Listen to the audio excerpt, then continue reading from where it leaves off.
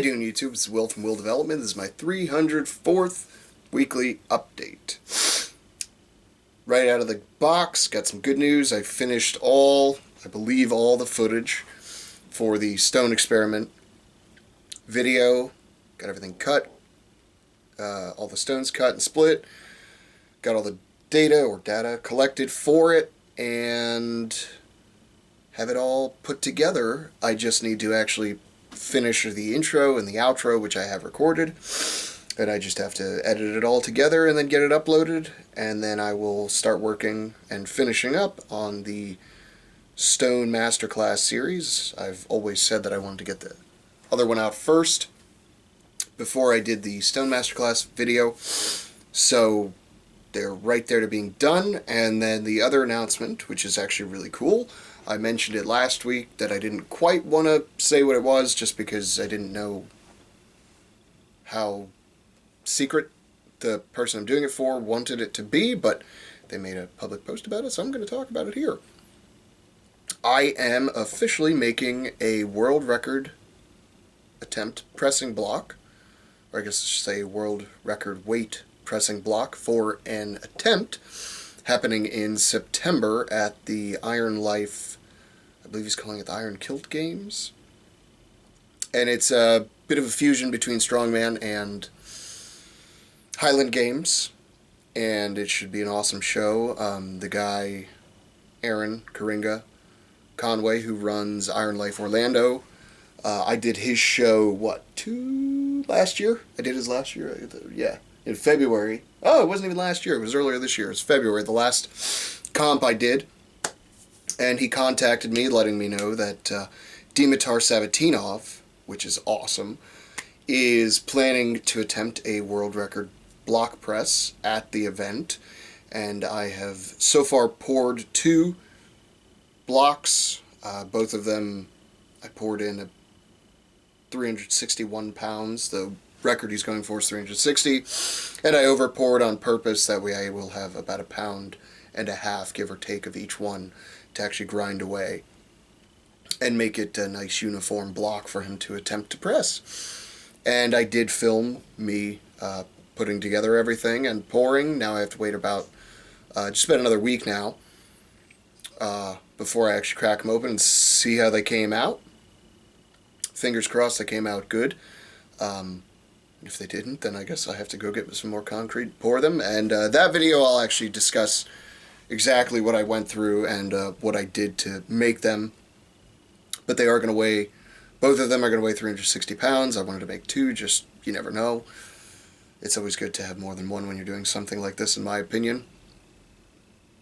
Just in case, maybe he likes one more than the other, that sort of thing.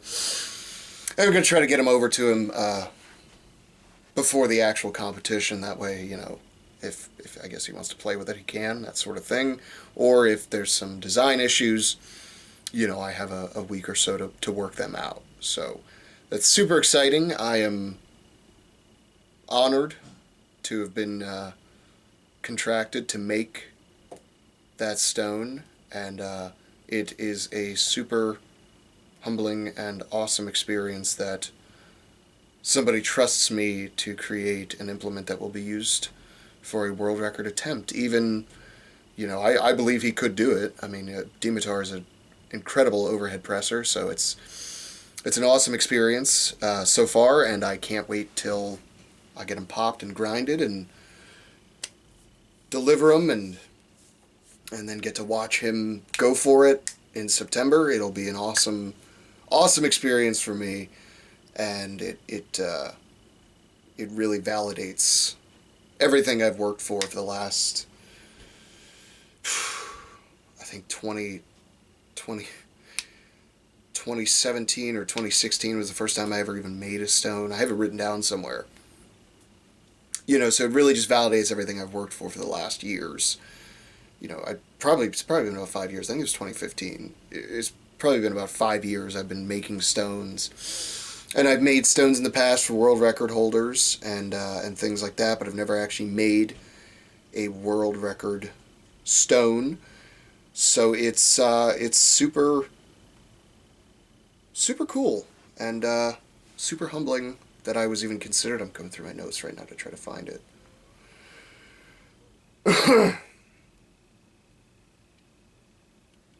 Yeah, July 7th, 2015 was the first time I ever made a stone. So we just passed 5 years since I made my first stone. So everything I've worked for in the last 5 years has led to this awesome moment, and I know there will be many more awesome moments like this. But this one really feels good because I respect the guy who's putting on the comp, and I respect the guy who's going to attempt the record, Dimitar. I've had maybe 2 or 3 minor conversations with him, nothing deep. Basically glancing conversations with Dimitar, but he's always been a really cool dude and always nice to me. He wasn't rude and ignored me or anything like that. So it's a super, super cool experience to be making a world record stone for an event, a promoter, and an athlete that I respect greatly. It's awesome that I haven't had to sell out just yet. I can't wait to sell out. Selling out, it always bothered me when people say that, because it's like, you mean I'm getting paid to do stuff I was already doing? And I understand what they mean by selling out. They mean you're being paid to do stuff you wouldn't normally do, but, I would have done this anyway. So it's awesome. Anyway, training this week. Monday, Tuesday, and Thursday were awesome training days, and then today was quite the slog fest. Let's just put it that way. So Monday, squats and deadlifts, worked up to 4 sets of 3 with 285, and they felt good. They felt really good, really strong. Most of them were paused at the bottom, and if you know me, I am a stickler for depth, and so nothing to worry about there, but everything stayed nice and tight, and nothing hurt coming out of the hole or after racking, none of that stuff, so it was really, really good. Deadlift that day, I think I worked up only to the 395, but I did 2 sets of 3 at 285. No, 2 sets of 2 at 285. And then just one single at 385, and then I did one single at 395. Tuesday, pressing was just going great that day. I ended up doing 3 sets of 3 at 165, which is, I believe it's a PR for that scheme on strict press. And then I went for 185 and got it easy, went for 195 and missed it. And then I just did 185 push press again. So I did 2 there. But it still felt good. Even though I didn't quite have the strength to get the rest of the weight that I wanted up, it still was a really good day. Wednesday off, Thursday, squats and deadlifts, and I had a plan going in for squats. I wanted to hit 315 for at least 2.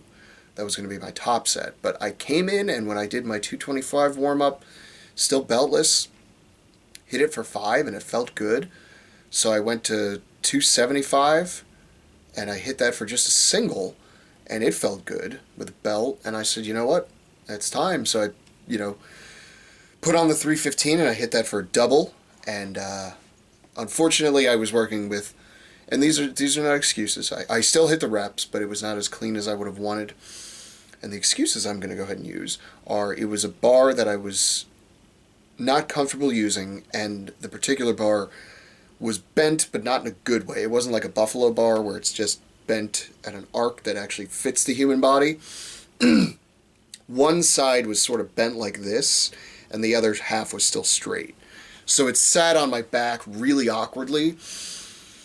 But I still managed to do 2 sets of 2 with 315, and it was not bad. Everything felt good. Everything looked pretty good, at least from the hips down, everything looked pretty good. My upper back ended up rounding over on basically 3 out of the 4 of those reps, which is not optimal, but that bar, I could feel it sort of wanting to pop out of place, and so, still got through the reps, and I'm not going to let it hold me back, that kind of thing. And I implore you, if you have a similar situation, it doesn't necessarily mean you can't do, excuse me, you can't do what you were planning to do. And then today, man, I came in and I was feeling rough. I had a really busy day at work, and I was feeling a little lethargic, and I went in and I was, while I was warming up, I was like, man, this doesn't feel like it's going to be great. 155 for 2 was like, ooh, this is not going well. And I said, well, let me try to do 165 at least for 1, and I missed that. And then I tried 160 for 1, and I missed that too. And I was like, all right, just do your push presses and then do a bunch of accessory work after. And I put 185 on the bar, and I got my first single, and that was actually pretty good. And I was like, well, let me go for a double on this. Came down and went for it, and I got stuck right here, and it just wouldn't move.